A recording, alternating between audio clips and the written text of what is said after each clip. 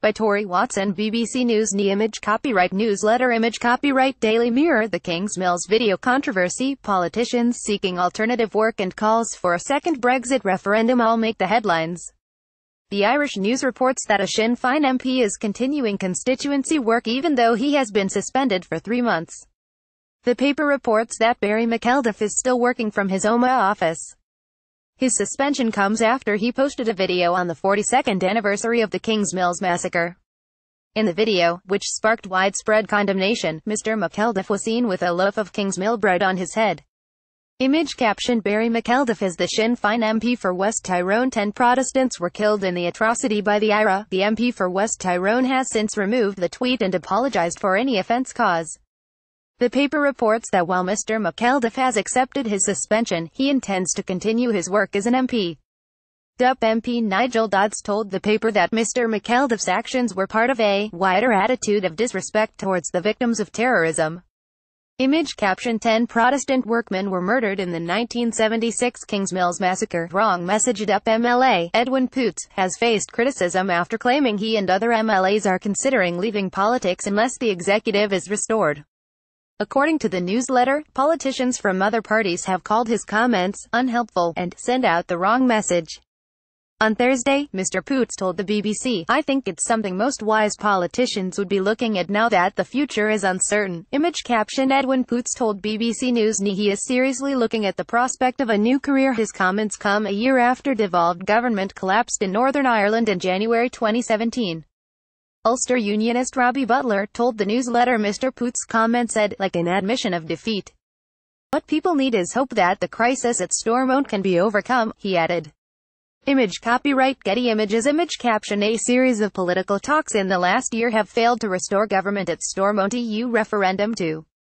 The Daily Mirror reports that the SDLP has welcomed calls by Nigel Farage for a second EU referendum.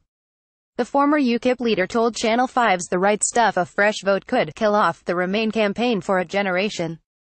He was one of the leading figures in the Leave campaign, which won the Brexit referendum with 51.9% of votes in June 2016. SDLP MLA Claire Hanna said, "The will of the people should not have been limited to one vote on June 23, 2016. The SDLP were the only local party to register to campaign to remain in Europe, and will keep leading that debate in the event of any future referendum," she added.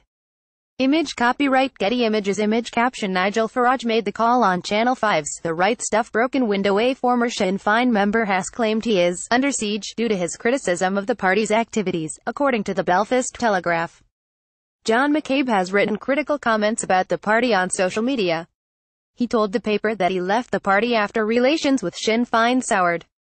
Sinn Féin has denied Mr. McCabe's claims, adding that no one should be subjected to hate and harassment.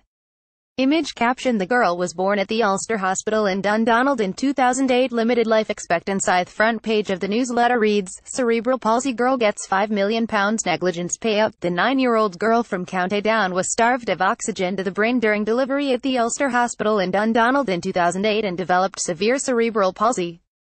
Her family sued the South Eastern Health and Social Care Trust for alleged medical negligence.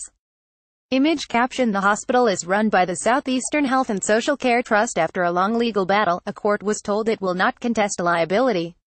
Lawyers acting for the girl confirmed that she now has a limited life expectancy due to her condition.